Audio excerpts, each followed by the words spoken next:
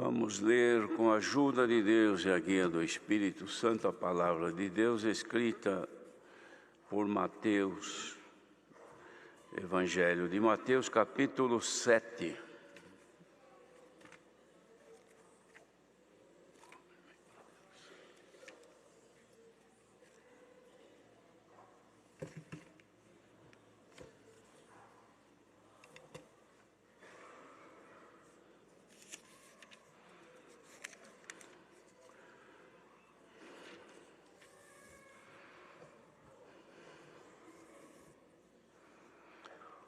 Vamos ler então com a ajuda de Deus. Não julgueis para que não sejais julgados, porque com o juízo com que julgardes sereis julgados, e com a medida com que tiverdes medido vos hão de medir a vós. E porque reparas tu no argueiro que está no olho do teu irmão, e não vês a trave que está no teu olho? Ou como dirás a teu irmão, deixa-me tirar o argueiro do teu olho, estando uma trave no teu? Hipócrita, tira primeiro a trave do teu olho, e então cuidarás em tirar o argueiro do olho do teu irmão. Não deis aos cães as coisas santas, nem deiteis aos porcos as vossas pérolas, para que não as pisem com os pés e, voltando-se, vos despedacem. Pedi e dar-se-vos-á, buscai e encontrareis, batei e abrir-se-vos-á. Porque aquele que pede recebe, e o que busca encontra, e o que bate se abre. E qual dentre vós é o homem que, pedindo-lhe pão seu filho, lhe dará uma pedra? Pedindo-lhe peixe, lhe dará uma serpente? Se vós, pois, sendo maus, sabeis dar boas coisas aos vossos filhos, quanto mais vosso Pai que está nos céus dará bens aos que lhe os pedirem. Portanto, tudo o que vós quereis que os homens vos façam, fazei-lo também vós, porque esta é a lei e os profetas. Entrai pela porta estreita, porque larga é a porta e espaçoso o caminho que conduz à perdição. E muitos são os que entram por ela. E porque é estreita a porta e apertado o caminho que leva à vida, e poucos há que a encontrem. Acautelai-vos, porém, dos falsos profetas, que vêm até vós vestidos como ovelhas, mas interiormente são lobos devoradores. Por seus frutos os conhecereis. Porventura colhem-se uva dos espinheiros ou figos dos abrolhos? Assim toda árvore boa produz bons frutos, e toda árvore má produz frutos maus. Não pode a árvore boa dar maus frutos, nem a árvore má dar frutos bons. Toda a árvore que não dá bom fruto corta-se e lança-se no fogo. Portanto, pelos seus frutos os conhecereis. Nem todo o que me diz Senhor, Senhor, entrará no reino dos céus, mas aquele que faz a vontade de meu Pai que está nos céus. Muitos me dirão naquele dia: Senhor, Senhor, não profetizamos nós em teu nome, e em teu nome nós expulsamos demônios, e em teu nome não fizemos muitas maravilhas? Então lhes direi abertamente: nunca vos conheci. Apartai-vos de mim, vós que praticais a iniquidade. Todo aquele, pois, que escuta estas minhas palavras e as pratica, assemelhá-lo-ei ao homem prudente, que edificou a sua casa sobre a rocha. E desceu a chuva, e correram rios, e assopraram ventos, e combateram aquela casa, e não caiu, porque estava edificada sobre a rocha. E aquele que ouve essas minhas palavras e as não cumpre, compará-lo-ei ao homem insensato, que edificou a sua casa sobre a areia. E desceu a chuva, e correram rios, e assopraram ventos, e combateram aquela casa, e caiu, e foi grande a sua queda. E aconteceu que, concluindo Jesus este discurso, a multidão se admirou da sua doutrina, porquanto os ensinava como tendo autoridade e não como os escribas. Amém.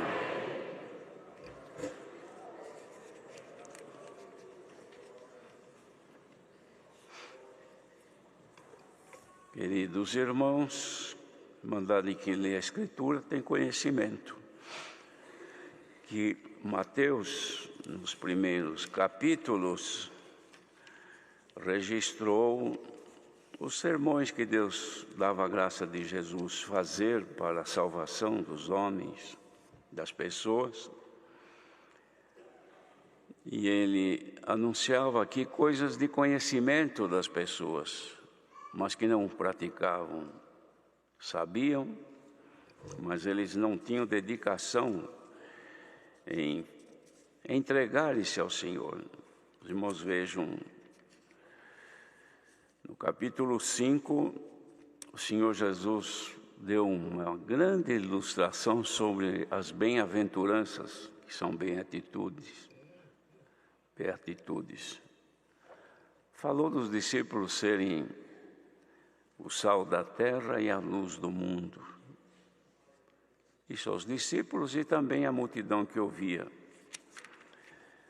Falou também sobre como dar esmolas, sobre a oração e sobre a necessidade do jejum, que eram condições necessárias para poderem achegar-se a Deus e serem aceitos pelo Senhor. Os irmãos vejam que nós falamos pouco sobre isto, sobre esmolas, sobre oração e sobre o jejum. É difícil ouvir falar, pregar sobre isto, mas é a recomendação de Jesus. A esmola é manifestação de amor para com o seu próximo. Oração é o meio de comunicação com o Senhor que deve ser constante. Não é uma vez por dia, ou só na hora de dormir e nunca mais. Nós temos que orar. Jesus mesmo deu exemplo sobre a necessidade de orar sem desfalecer, orar sem cessar. Quanto mais se ora a Deus, mais comunicação nós mantemos com Ele. A oração se faz, nós nos ajoelhamos, as irmãs usam o véu, cobrindo a sua cabeça, que é um sinal de poderio por causa dos anjos, como Paulo exortou as irmãs de Corinto. Mas quando não é possível, nós temos comunhão constante com Deus. Antigamente, os irmãos vejam que interessante, já bem há 60 anos atrás, não havia telefone à vontade. Então, num bairro, geralmente, numa padaria, num lugar, tinha lá um telefone que o dono da padaria franqueava aos seus clientes quando precisava fazer alguma ligação. Mas tinha que pagar umas moedinhas para pagar o uso do telefone. Depois foi evoluindo, criaram então, nas esquinas mais importantes, que chamavam aquilo de orelhão, onde tinha um telefone público e fazia fila para as pessoas usarem. Tinha que ter uma moedinha, que não era dinheiro, mas se comprava. Era um disco metálico para poder inserir na máquina do telefone e conseguir linha. Era muito difícil. Com a evolução, foi indo. Surgiram então o aumento das linhas, que aí passaram a ter telefones em casa. Quem tinha telefone em casa era um luxo. Gostava de dizer, não, eu tenho meu telefone em casa. Não era assim? Mas isso era pouco, foi evoluindo. Hoje, tem gente que tem o telefone no relógio. Fala pelo relógio, imagina como não tem linha, não tem fio, não tem nada. É a evolução dos tempos. Espiritualmente, irmãos, nós temos o meio primitivo, que é dobrar os joelhos, ficar em comunhão, clamar e falar com o Senhor na nossa oração. Mas também o Senhor tem feito esta evolução desde os tempos primitivos. Quem tem comunhão com Deus, tem ligação com Deus em qualquer lugar, a qualquer hora. Então, a oração deve existir em nós, irmãos. Assim como a gente tem no bolso o telefone para usar a hora que quer. Precisou de Deus, ore. Mas eu não posso me ajoelhar. Põe em comunhão. Não te impede de andar, de trabalhar, nada. Você meditar um pouquinho. Davi mesmo escreveu sobre a diferença do justo e do ímpio. O justo meditava na lei do Senhor de dia e de noite. E não impedia de trabalhar, de lutar na vida. Então a oração era ensino de Jesus importante. E o jejum, a abstinência dos alimentos para oferecer, irmãos, alguma coisa em benefício da comunhão com Deus. A pessoa que jejua, ela está ali se consagrando a Deus, consagrando o seu corpo ao Senhor. Mas vale alguma coisa? Claro que vale. Tinha um moço endemoniado, irmãos, que tinha um espírito que o impedia de falar, de ouvir, surdo-mudo. Os discípulos foram expulsados, não conseguiram. Aí chamaram o Senhor, olha aqui, esse rapaz aqui, o inimigo pega ele, fica possesso. O pai do menino falou, ele sofre muito, desde a sua infância.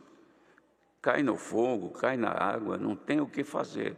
Os seus discípulos tentaram expulsar, mas não conseguiram. O Senhor Jesus, então, disse, geração incrédula, até quando eu vou ter que sofrer vocês? Cadê o menino? Trouxeram, e logo que chegou, o inimigo se manifestou, ele caiu no chão, ficou se retorcendo todo. O Senhor chegou e falou, te ordeno, sai dele. Imediatamente saiu. Pensaram que o menino estava morto, o mocinho. Aí Jesus pegou na mão dele, levantou e entregou para o pai. Está aqui o teu filho são, curado. Os discípulos viram aquilo tão fácil, falaram, por que nós não conseguimos? Aí Jesus falou assim, olha, esta casta de demônio não se expulsa, a não ser através da oração e do jejum. Então, os irmãos, vejam que o jejum, ele faz parte, sim, da nossa forma de servir a Deus. Dá a impressão que o povo da congregação é proibido de jejuar. Não é isso não, irmão. Jesus também jejuou. Os discípulos também jejuavam. Paulo também, os apóstolos. E nós precisamos ter isso conosco como uma ferramenta de extrema utilidade. Quando se precisa, irmãos, que nós precisamos sempre, mas alguma coisa que a gente precisa ter do Senhor, uma condição, uma coisa que nos aflige, jejuemos então. Mas eu tenho que ficar 24 horas sem comer e beber? Irmãos, o jejum é uma oferta que se faz, cada um dentro da sua condição. Tem gente que jejua, por exemplo, não fica sem determinado alimento, porque é entregue, dependente daquilo. Então ele faz uma oferta ao Senhor. Senhor, eu vou ficar 3 dias sem comer isso, que eu dependo disso, porque eu gosto muito. Sou viciado nisto. Então ele sofre, mas ele oferece aquela condição para o Senhor, e o Senhor está vendo.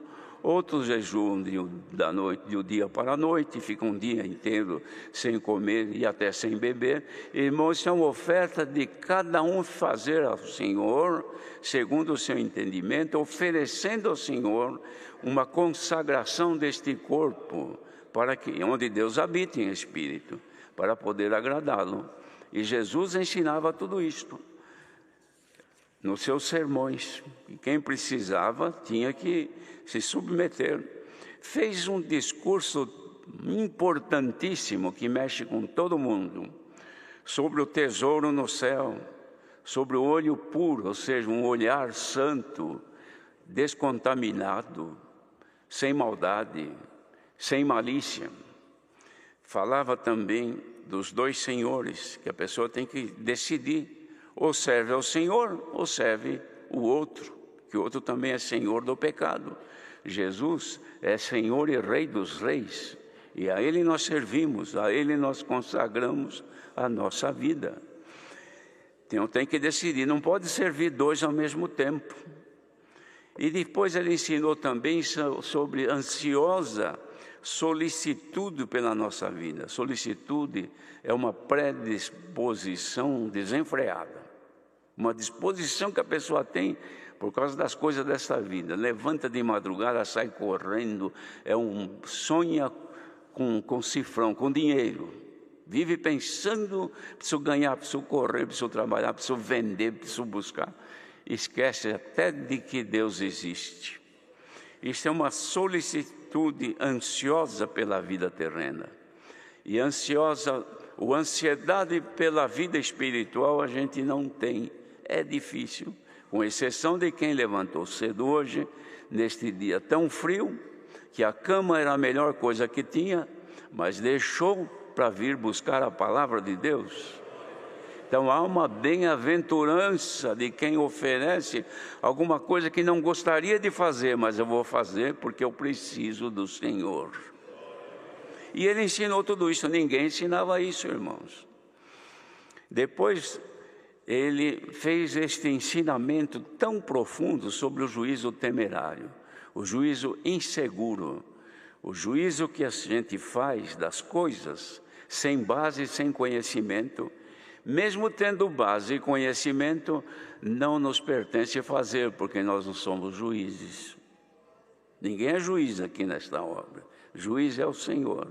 Então Jesus ensinou as pessoas a não julgar ninguém, para que também não fosse julgado. Vê que ensinamento tão profundo que ele deu, que até então, toda a lei de Moisés que tinha, ninguém pregava essas coisas. Então o povo era livre, fazia do jeito que queria. Por quê? Porque a mente estava fechada para agradar a Deus. E Jesus trouxe tudo isso aí para que eles aprendessem. Falou também que as coisas santas não deviam se jogar, se desprezar como dando coisa santa aos cães, jogando fora. É como uma pessoa, irmãos, que tem uma comida cara, deliciosa, mas a pessoa é doente, não consegue comer, tem lá um cachorro perto, pega, dá tudo, vira o prato e dá para o cachorro comer.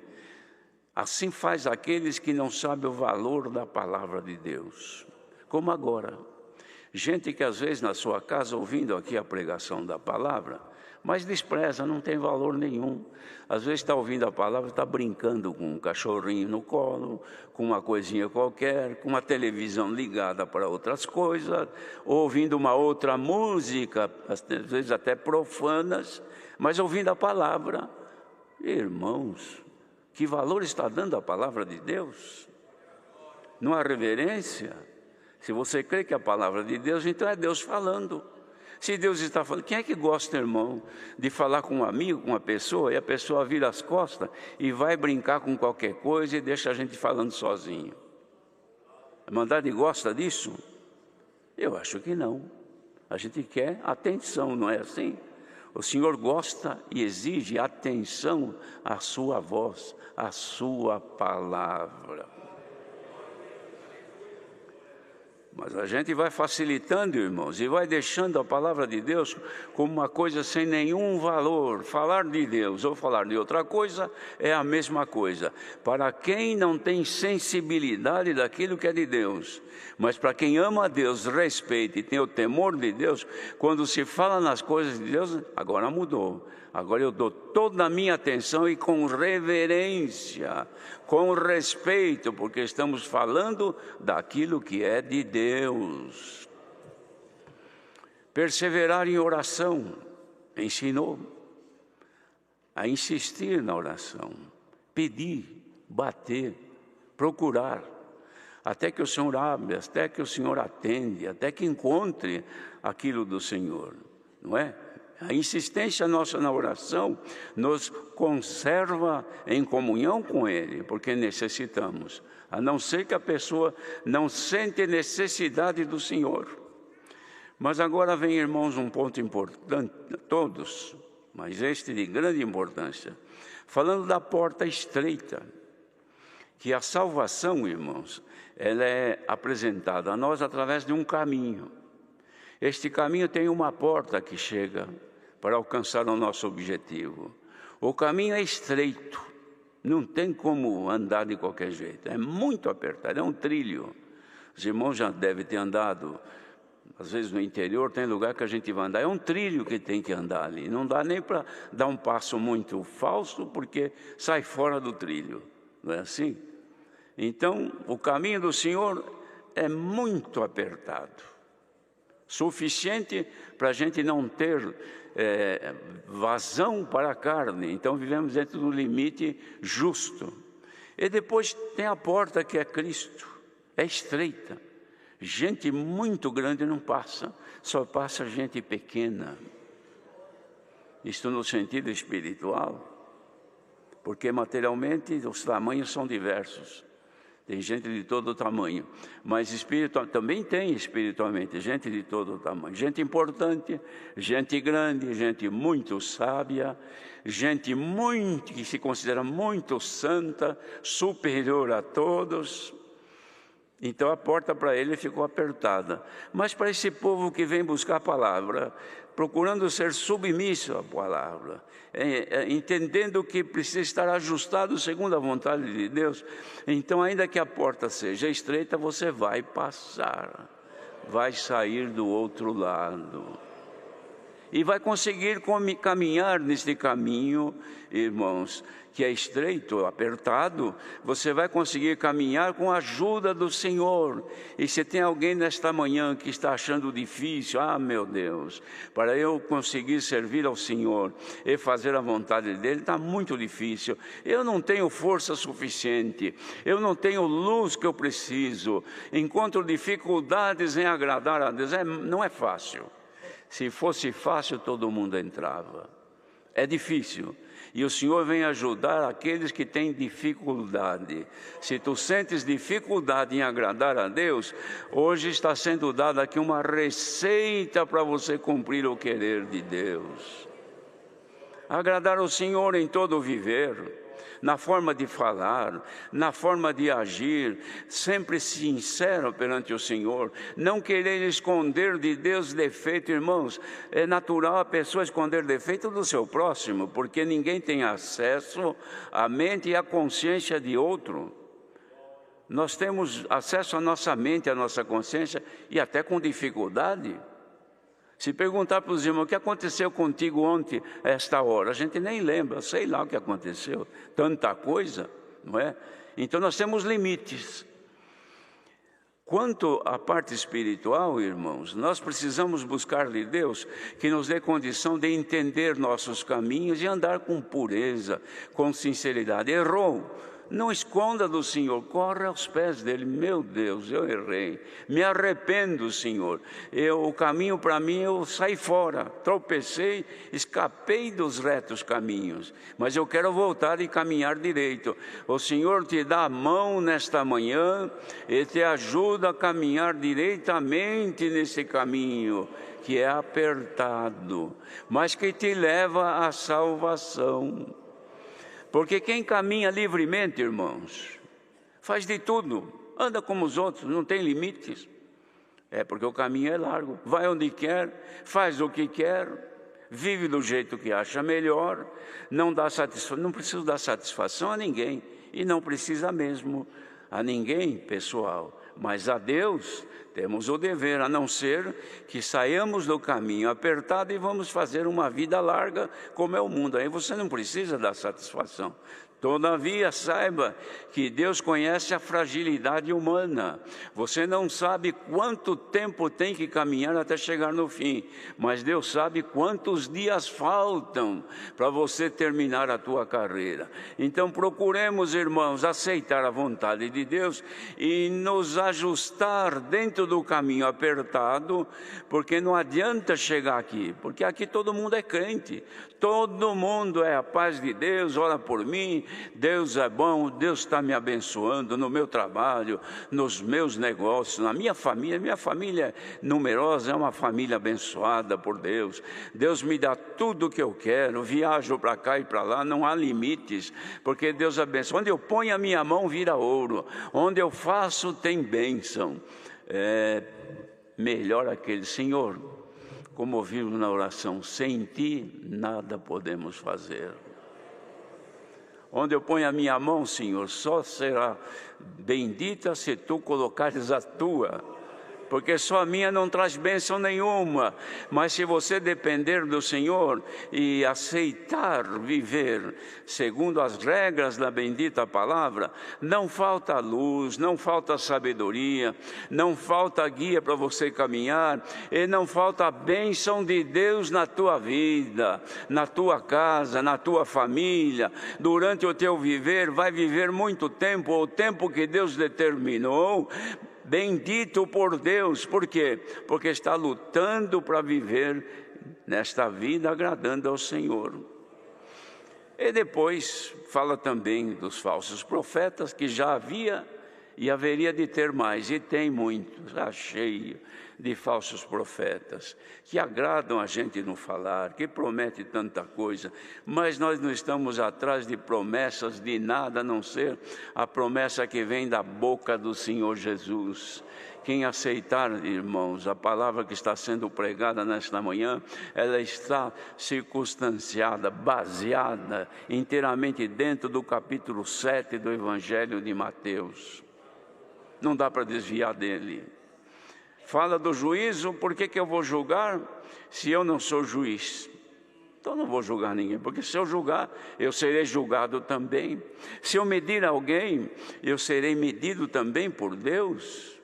Então, irmão, se eu reparar no cisco que está no olho do meu irmão e não ver que tem uma trave no meu, o Senhor vai chamar de hipócrita.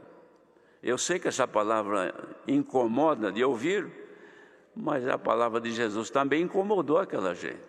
Os irmãos não pensam que os que estavam ouvindo isso aqui ficavam dando glória, olha que maravilha. Nada, irmãos. Achavam, até tinham vontade de pegar o Senhor naquela hora e fazer algum mal a Ele. Por quê? Porque o coração estava cheio daquilo que não era de Deus. Queira Deus que os ouvintes que ouvem esta palavra desta manhã possam falar: Senhor, trabalha no meu ser, toma o meu coração nas tuas mãos, tira de mim aquilo que não é agradável e ajuda-me a ouvir e cumprir as tuas palavras. E aí o Senhor foi comparando, irmãos, para resumir tudo, Ele comparou a vida das pessoas que ouvem a palavra e rejeitam, que não se interessam, como nesta manhã, neste mundo é assim, muita gente ouvindo, sei lá quantos que estão ouvindo esta pregação, alguns poderão até fazer mau juízo, pensar tanta coisa, não importa, vamos pregar aqui o que Deus está querendo que seja pregado para nós nesta manhã. A diferença vai acontecer, irmãos, quando vier a tempestade. A pessoa construiu a sua casa no lugar mais fácil, na areia, na terra mole, que precisou fazer alicerce, era com a mão ele cavava, porque cavar na praia, cava até com a mão, e fez ali os fundamentos da sua casa. Edificou a sua casa sem nenhum fundamento. Cresceu logo, ficou muito bem amparada visualmente, mas chegou o dia que veio uma tempestade, uma chuva de vento, e passou por ali, derrubou tudo, e de um instante para o outro a pessoa ficou sem morada, tudo virou nada. Assim é a vida espiritual daqueles que edificam no mais fácil, que não dão confiança nenhuma à bendita palavra de Deus, que desprezam, e que uma pregação como essa não vê a hora que para, fica até olhando no relógio. Será que ele não vai parar logo com esta coisa?